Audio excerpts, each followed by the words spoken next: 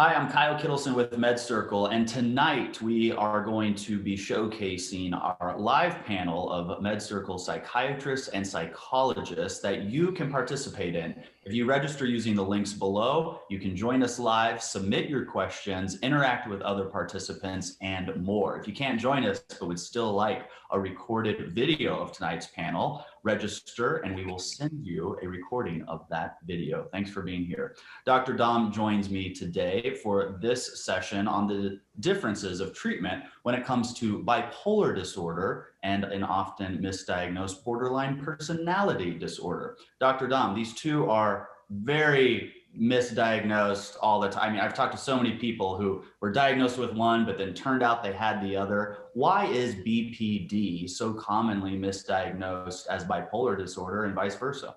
Yeah, and I completely agree with you, Kyle. I see it all the time from a clinical standpoint as a working psychiatrist. And I think the basis of this comes down to one very simple thing. It's that the emotional dysregulation, which is the mood instability, is misdiagnosed as either mania, as mood disorder, like a major depressive episode, as anxiety, as post-traumatic stress disorder. But in many, many, many cases, that mood instability is misdiagnosed as bipolar disorder, right? So in a nutshell, that's really, really what happens there.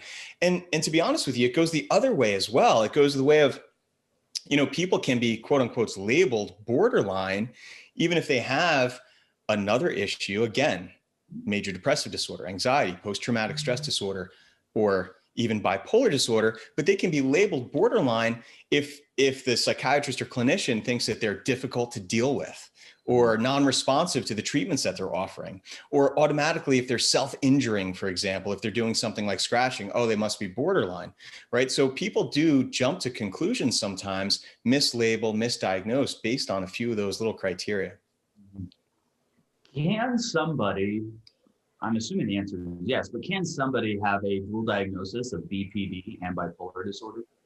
Yeah, of course. I think, remember when we used to use like the axis systems, right? Bipolar disorder would be considered an axis 1 diagnosis. And, as we talk about this, I'll explain some of the differences. But yeah, bipolar disorder is a very heavily weighted genetic, hereditary mood disorder that's very rooted in brain chemistry and biology, where borderline personality disorder is something that's probably acquired not only through genetic factors, but temperament and environment and development and bonding and parenting and, all kinds of things from an environmental standpoint. So there's no reason why they both can't coexist together. It's a very complicated picture, but it can happen. We learned from Dr. Ramani in a previous session about the different subtypes of borderline personality disorder. Also, you and I have done series on bipolar disorder, and we know there's bipolar 1 and bipolar 2, and certainly even within there, different people will experience those symptoms differently. So on a high level, what are the key differences just in general between BPD and bipolar disorder? Yeah, so let's look at borderline personality disorder. Borderline personality disorder, without getting too specific into the DSM, is intense emotions, right? Rapid shifts in emotions, mostly negative though, right? So the majority of the expressed emotions are in a negative connotation. And here's a very, very important distinction is in borderline personality disorder, there's usually a trigger. There's a trigger, an environmental or psychosocial trigger of some sort, and the response is usually very disproportionate to the actual trigger. And people with borderline personality disorder tend to have rejection sensitivity, difficulty regulating their emotions. And again, this is based in that lack of sense of self, like their foundation in their identity really isn't super coherent. So they respond to their environment in a very defensive posture often. And that's what we think causes these sort of very labile mood presentations that we see as providers, loved ones, and caregivers. Now, bipolar disorder, on the other hand, bipolar disorder is definitely a shift in mood. And this is where the confusion comes in, because they're both mood disorders in the sense that you're going to have these labile moods, right? These changes in moods. But bipolar disorder, you have shifts in mood, but it tends to stay within the depressive affect and the manic type affect, right? Now, these sort of swings in mood they usually tend to last longer. For example, people will be in a manic episode for weeks at a time. People can be in a depressive episode for weeks to months at a time, right? It's a much longer time span. So these episodes tend to last much longer. And when you look at a person with bipolar disorder, it's less random. And what I mean by less random, I know I said borderline does respond to triggers, but bipolar disorder doesn't really have a rhyme or reason as to why somebody becomes manic or someone goes into a depressive phase. Everything could be going amazing from an objective standpoint in someone's life, but they'll lock themselves in their room and not come out for days at a time and stop showering, stop caring for themselves. Or they'll become completely manic and blow money that they don't have and do all these things in a manic episode, but it doesn't really have a noted trigger. It just sort of happens. It sort of vacillates on this biological neurochemical basis, right? So it's very rarely related to external circumstances. Where borderline personality disorder, you will likely see someone that has a trigger. Mm-hmm. Someone will react emotionally, whether it be crying or anger, impulsivity or suicidality, and it will be because someone did this, someone said something, I overheard this, you don't love me, whatever it may be. There's a reason, and that's driving this emotional volcano, right? Where in bipolar disorder, you don't see that. You just don't see it. And again, when we're looking at like etiology too, we're looking at like sort of the theories of how these two distinct illnesses come about. And when we look at bipolar disorder, we do see that it's so genetic, which tells us that there's just this enormous biological component, right? Like this biological information that gets inherited. And we know that it's, you know, a nervous system dysregulation as opposed to just an emotional dysregulation of perception, right? Your perspective is causing this guarded nature with these unhealthy coping strategies, as opposed to just your brain going into this hyperexcitable state and this depressed state, as in bipolar disorder. And from my understanding, children can be diagnosed with bipolar disorder, correct? Yeah, sure. We do see it in children.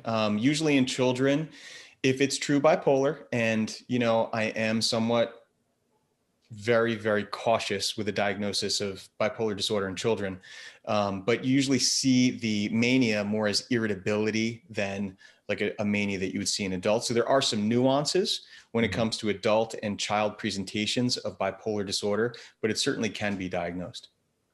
Are there any clear signs that would or could indicate somebody has been misdiagnosed?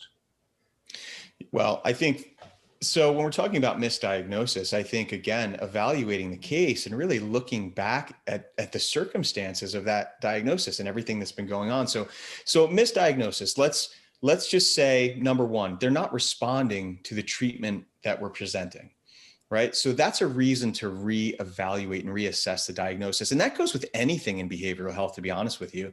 If you're not responding to a few trials of a certain medication or a few different therapists who are trying a certain type of psychotherapeutic intervention, you might want to rethink that diagnosis, right? So that could potentially be a misdiagnosis. And, you know, bipolar disorder, as difficult as it is, does tend to respond well to psychopharmacology. So we can reduce, for example, very objectively, and, you know, with data, we can reduce the amount of manic episodes people have, like in a year, right? With medications, we can reduce the amount of depressive episodes that someone has over the course of a year. And this can be really plotted out and documented with medication and medication regimen. Borderline personality disorder, however, is very challenging to treat. And again, sometimes you're just chasing specific symptoms. So, you know, if someone's not getting better, you really need to look at that diagnosis, because potentially someone that you think is bipolar and you're treating with bipolar medicines, but their moods are still all over the place, their relationships are falling apart, you know, they're having all this impulsivity and agitation, then you might want to think more of a personality disorder, and vice versa. Do any stories come to mind when you have been working with a patient who came to you with a diagnosis, only for you to realize that they were misdiagnosed and you got them the correct diagnosis.